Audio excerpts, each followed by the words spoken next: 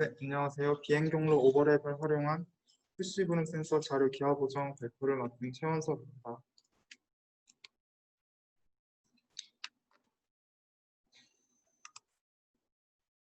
푸시 브름 센서에 대해서 먼저 설명드리면, 푸시 브름 센서는 그 왼쪽에서 보시는 것과 같이 한 번 노출에 하나의 라인의 분광 정보를 기록한 센서입니다.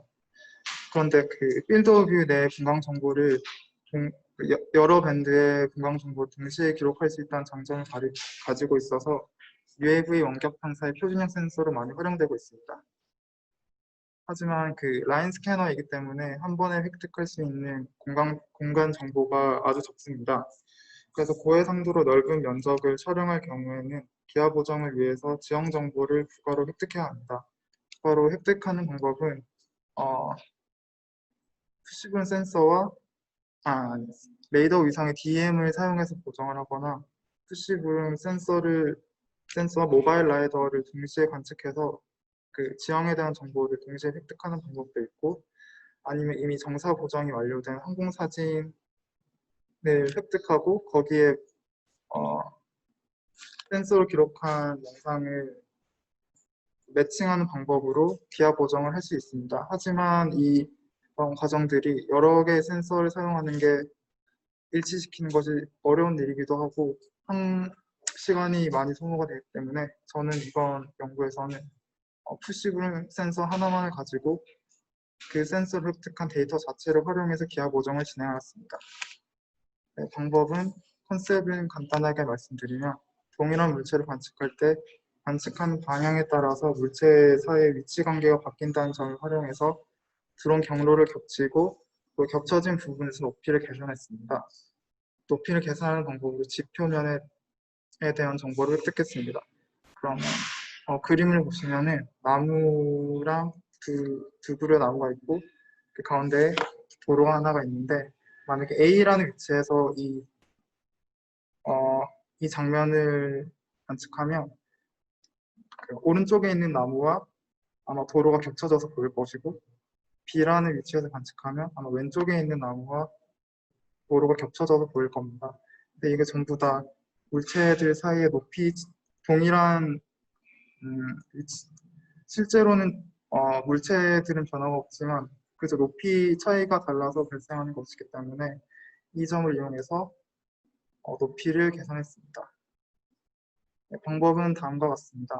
처음에 드론 경로를 디자인할 때부터 경로가 겹치도록 비행합니다. 그리고 센서의 모든 픽셀에 대해서 센서가 바라보는 방향 벡터를 결정합니다. 그리고 겹쳐진 이미지에서 동일한 픽셀을 매칭해서 높이를 계산하고 마지막으로 좌표계를 변환해서 실제 맵으로 만듭니다. 그 이번에서 센서가 바라보는 방향 벡터를 결정한다는 말은, 여기서 보시면 이 지금 상태에서는 픽셀이 6개가 있는데 이 센서에서 픽셀로 각각 향하는 벡터의 방향을 결정한다는 의미입니다. 그래서 이번에서 센서의 그런 방향을 고정시키고 나면 그 실제 픽셀의 높이에 맞춰서 방향 벡터의 이 반직선의 길이를 조절하는 방식으로 실제 3차원 좌표를 결정할 수 있습니다. 네, 대상지는 광교 호수공원의 그런 광장형 공간의 일부인 여기를 선택했고요. 좌우 50%로 오버랩해서 비행시켰습니다. 비행 시간은 5분이고 총 거리는 1.4km이고 높이는 50m 높이로 날렸습니다. 속도는 5m/s로 관측했습니다. 여기서 아마 출발해서 이렇게 비행 경로를 겹치면서 비행하다가 마지막 포인트에서 멈추는 걸로 비행 경로를 디자인했습니다. 네, 그리고 이것은 센서에서 기록하는 GPS IMU 데이터인데,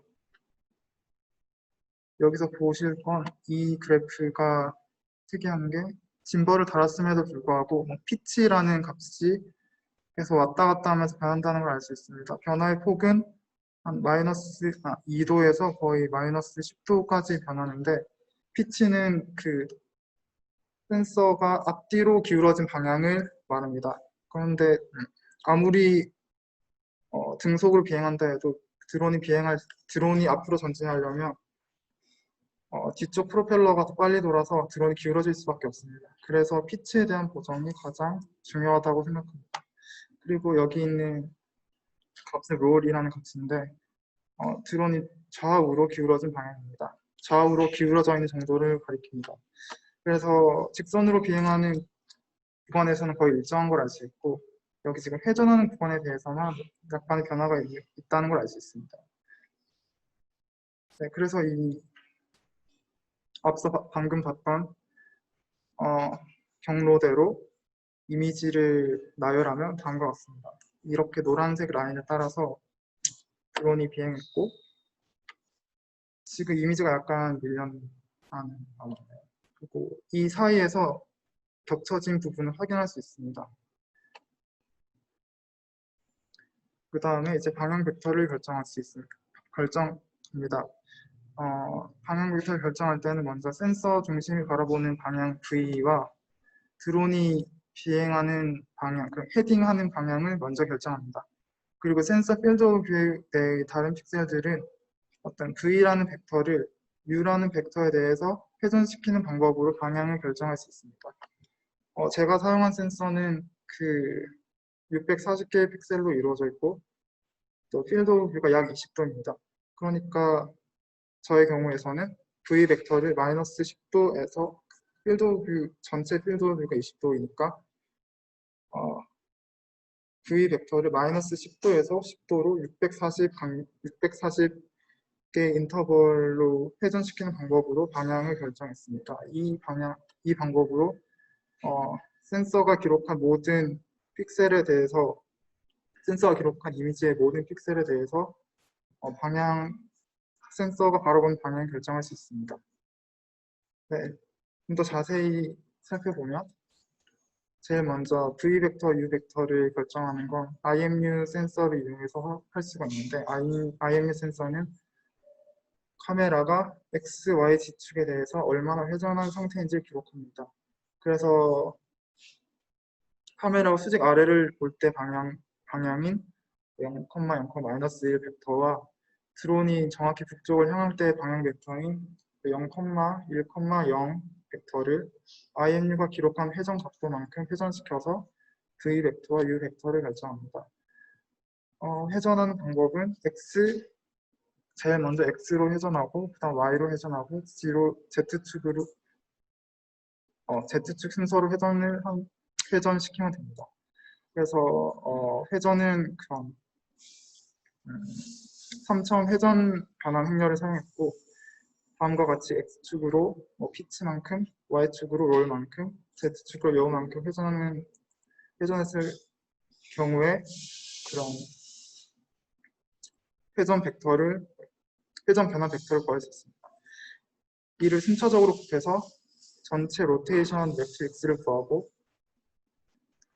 방금 봤던 그런 0,0,-1 벡터와 0,1,0 벡터를 곱해주는 방식으로 V 벡터와 U 벡터를 결정할 수 있습니다.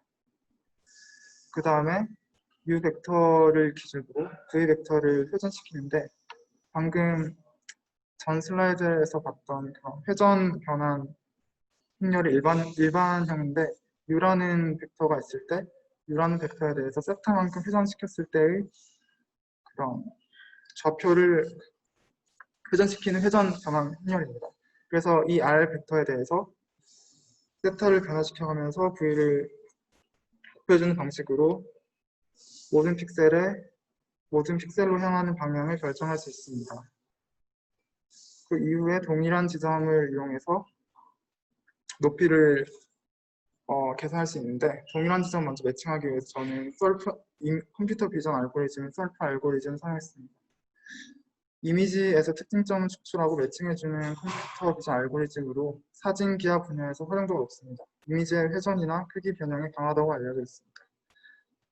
컨셉은 그러니까 특징점을 기록하는 방식은 만약에 어떤 이미지가 있는데 그 어떤 한 점에서 밝기 변화, 모든 방향 어떤 한 점에서 모든 방향으로의 밝기 변화가 크다면 아마 그 점은 코너일 것이고, 모든 방향에서 밝기 변화가 거의 없다면 아마도 면에 해당하는 지점일 겁니다. 아니면 특정 방향으로만 밝기 변화가 크면 아마 모서리에 해당하는 부분일 겁니다. 이런 방식으로 썰프 알고리즘에서는 이미지의 특징점을 추출하고 매칭해줍니다. 저는 멜랩 소프트웨어에서 썰프 알고리즘을 사용했고, 입력 데이터는 센서가 기록한 이미지에서 R과 G와 B 이 세 가지 이미지를 사용했습니다. 네, 그 다음에 이미지상에서 동일한 지점이 동일한 위치에 놓인다는 점을 이용해서 센서에서 픽셀을 향하는 두 반직선이 교차하는 지점에서 높이를 구할 수 있습니다. 그러니까 이 빨간색 벡터 반직선과 연두 색깔 반직선이 정확히 교차한 지점에서 이 보라색깔 높이를 결정할 수 있습니다. 예를 들어 1번과 같은 상황을 생각해보면 이미 교차해버려서 이미 교차해버린 상태인데 아마 이 정도의 높이였을 겁니다. 그래서 이 두 지점 사이의 거리가 교차했을 때보다는 크고, 또 높이를 증가시킴에 따라서 정확히 교차했을 때는 아마 최소값을 가질 것이고, 더 높이가 증가하면 다시 도달하지 못해서 값이 커질 것입니다. 아마 사진의 그런 레솔루션, 해상도도, 센서가 기록한 이미지의 해상도도 있고, 아마 IMU나 GPS 센서의 오차를 생각해 봤을 때 정확히 교차한 지점 찾을 수 없기 때문에 거리를 코스트 펑션으로 사용해서 두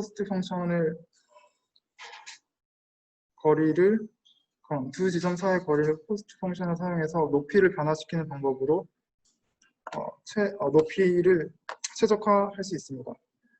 그래서 이건 실제 데이터인데 임의로 가능한 높이의 범위를 지정하고 높이를 변화시켜가면서 두 지점 사이의 거리가 최소가 되도록 높이를 최적화합니다.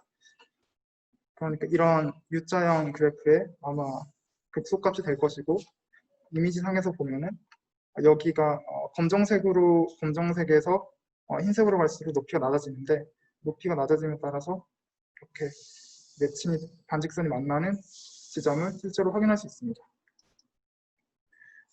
이건 아까 전에 봤던 이미지이고, 여기서 찾은 썰 포인트입니다. 그리고 서로 매칭해 보면은 다음과 같습니다. 이미지가 정확히 일치한다면 아마 이 노랑 색깔 직선이 1분 내로 맞춰주세요. 평행해야 될 것 같지만, 여기서도 보시는 바와 같이 기울기가 점점 증가하거나 감소하는 걸 알 수 있습니다. 이건 이미 앞서 말씀드렸던 피치의 영향일 것으로 예상됩니다. 그래서